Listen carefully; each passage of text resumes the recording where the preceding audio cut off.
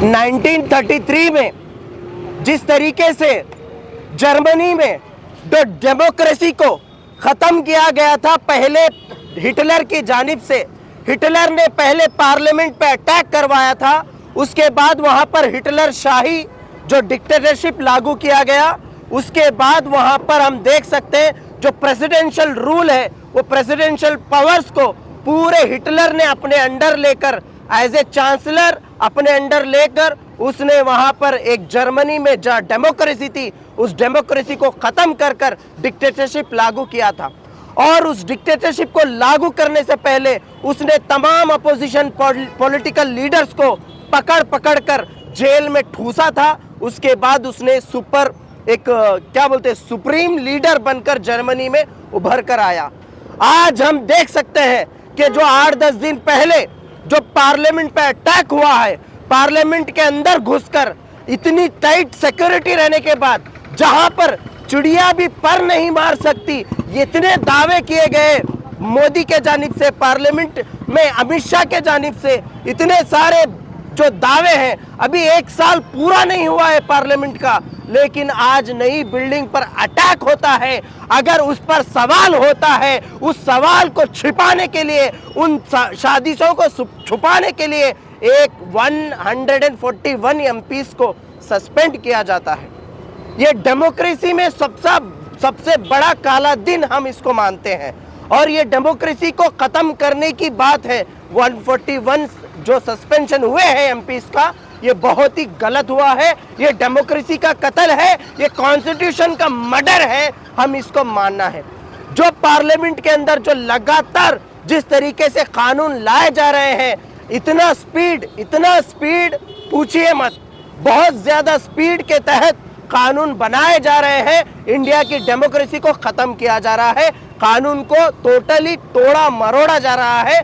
इसको हम कह सकते हैं कि ये मोदी की हिटलर शाही हम कह सकते हैं। आज एसडीपीआई गुलबर्गा शहर में ये प्रोटेस्ट कर ये कह रही है कि 141 एमपीस को जो सस्पेंड किया गया है वो इमीडिएटली रिवोक करना है और रिवोक कर डेमोक्रेसी को फिर से बहाल करना है पार्लियामेंट के अंदर। इस तरीके से पार्लियामेंट नहीं चलेगी। अगर 70% से ज्यादा अपोजिशन लीडर्स को अगर सस्पेंड किया गया है, आज पार्लियामेंट के अंदर चर्चा किया जा रहा है जो भारतीय जो संविधान का जो ये है, आज बहुत सारे क्रिमिनल जो रूल्स हैं वो आज पास किए गए हैं। 3 ऐसे क्रिमिनल लॉज जो आज पार्लियामेंट में चर्चा किए गए, लेकिन अपोजिशन में बात करने वाला कोई नहीं था। तो इस तरीके से अगर लॉ बनाया जाएगा तो आप सोचिए पार्लियामेंट की हालत और इंडिया की हालत क्या होगी। आज एसडीपीआई उन तमाम जितने भी अपोजिशन पॉलिटिकल लीडर्स हैं, चाहे वो कांग्रेस हो, टीएमसी हो, जितने भी पॉलिटिकल लीडर्स जो यहाँ पर बाहर खड़े होकर प्रोटेस्ट कर रहे हैं, हमारी सॉलिडेरिटी उनके साथ है। हम लोग उनके लिए आवाज उठाएंगे। उनके लिए आवाज उठाना इसका मतलब ये है कि हम डेमोक्रेसी को बचाने के लिए और कॉन्स्टिट्यूशन को बचाने के लिए आवाज उठा रहे हैं। कि 141 जिसमें से 96 लोकसभा के रिप्रेजेंटेटिव्स हैं जो कि जनता उन्हें चुनकर बिठाती है ताकि वो जनता के लिए और मुल्क के लिए कानून साजी करें और फिर उसके बाद जनता जो है वो मुल्क में किस तरह जिंदा रहेगी, क्या खाएगी, क्या पिएगी, क्या पहनेगी, ये क्या कहते हैं कि आगे गाड़ी चलेगी। उसके बाद इसमें से 45 के करीब राज्यसभा यानी अपर हाउस के मेंबर्स हैं। ये सारे एमपीज जो है मेंबर ऑफ पार्लियामेंट, इनको पार्लियामेंट से सस्पेंड कर दिया गया ये कह के कि ये लोग शोर मचा रहे थे या जो कार्यवाही होती है पार्लियामेंट की उसको डिस्टर्ब कर रहे थे। अभी आप एक बात देखिए कि पार्लियामेंट जो है वो मेन इंजन है, मेन मशीनरी है जहां से पूरी कंट्री गवर्न होती है। हिंदुस्तान दुनिया की सबसे बड़ी डेमोक्रेसी नहीं है, अभी सवाल है दुनिया की सबसे बड़ी पॉपुलेशन का। इनको गवर्न करती है पार्लियामेंट में बैठने वाली रिप्रेजेंटेशन। उसमें से 141 को अगर बाहर कर दिया जाए तो इसका मतलब है अथॉरिटेरियन टाइप ऑफ गवर्नमेंट या जिसे कहते हैं कि डिक्टेटरशिप टाइप ऑफ गवर्नमेंट अपनी जगह ले रही है।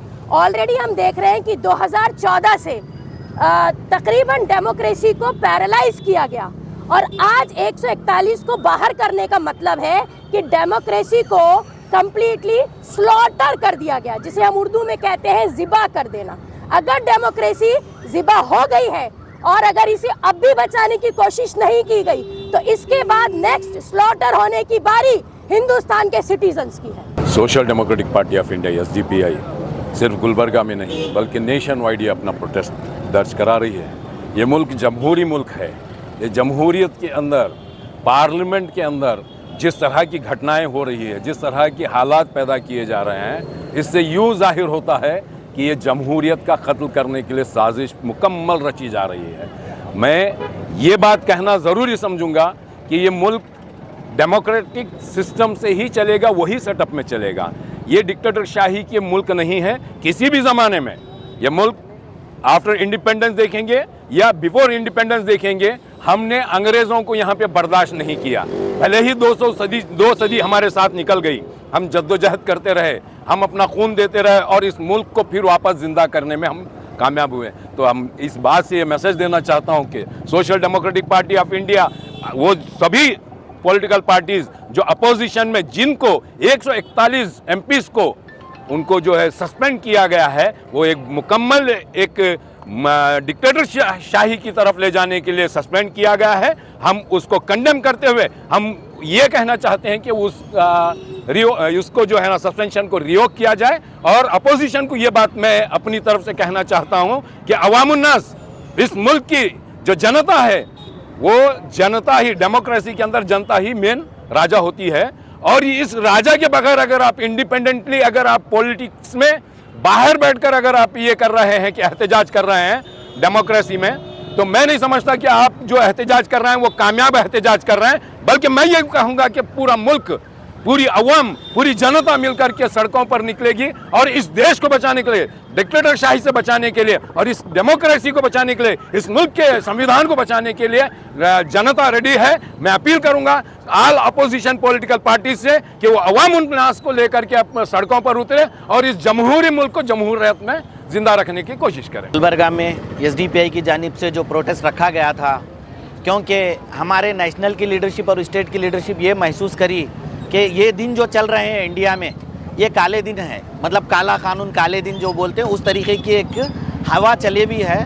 क्योंकि आज 141 मेंबर्स को बाहर रख कर ये जो सरकार चलाने का इन्हों काम कर रहे हैं, ये लोग ऑल पॉलिटिकल पार्टीज़ के लीडर समझना है।